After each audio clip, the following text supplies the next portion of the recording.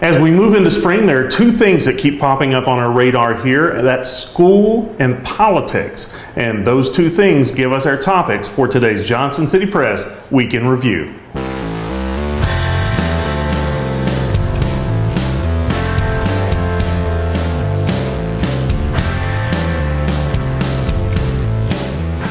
Another plan for the proposed Jonesboro K-8 school is on its way to the County Commission. Called Scheme 4 by some on the Commission, the new plan is a take on Scheme 2, which would call for eliminating the saucer-shaped portion of Jonesboro Elementary and building a new school onto the portion added in the 1990s. Architect Tony Street estimated that the overall project would be $6 million over the allotted $20.6 million budget, but school board member Mary Beth Dellinger proposed breaking the project down into two phases to fit within budget constraints. The plan would build the cafeteria, gym, kitchens, and bottom wing of the school first, eliminating the top two wings until a later date. That would leave the facility at a 660 student capacity and 30 classrooms, which would limit the school to housing grades K through 4 until the rest of the school is built. Dellinger included in her motion a plan to sell the old Boones Creek School properties in the future to help fund the remaining $6 million of the building. For the full story and more details on the plan, read Jessica Fuller's article here on our website or find it in today's edition of the Johnson City Press.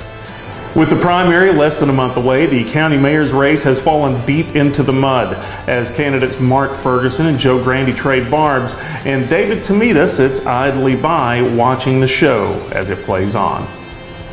Ferguson has spent the past few days dealing with an October 2014 video that shows him facing off with former Jonesboro Mayor Kelly Wolf before taking a swing and purportedly smacking his phone.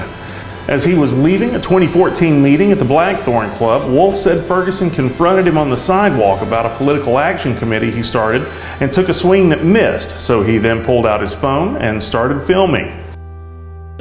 No good, son of a... Talk to the camera.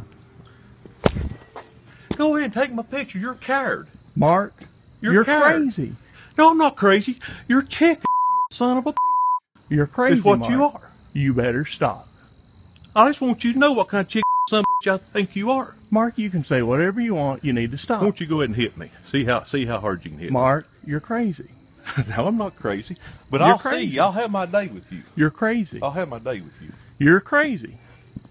You're absolutely crazy.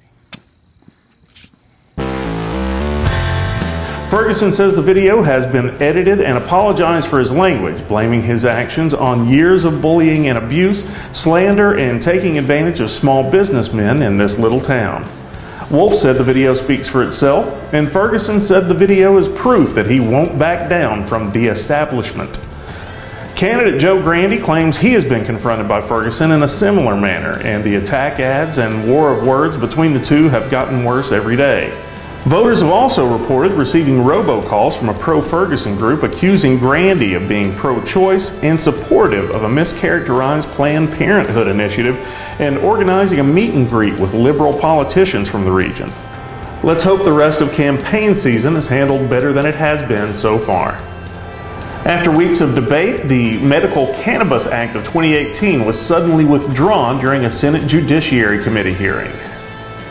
Senator Steve Dickerson admitted he lacked enough votes in the committee to advance the measure and the amended version of the bill, which provides a legal defense for patients with a doctor's order to possess certain forms of medical cannabis, but not the raw plant form. Neither the amended or the original version of the bill allowed the smoking of the raw marijuana plant. Local Rep Micah Van Huss voted against the original bill but supported the amended version pulled by Dickerson on Tuesday. It seems Dickerson plans to reintroduce the bill in the summer session.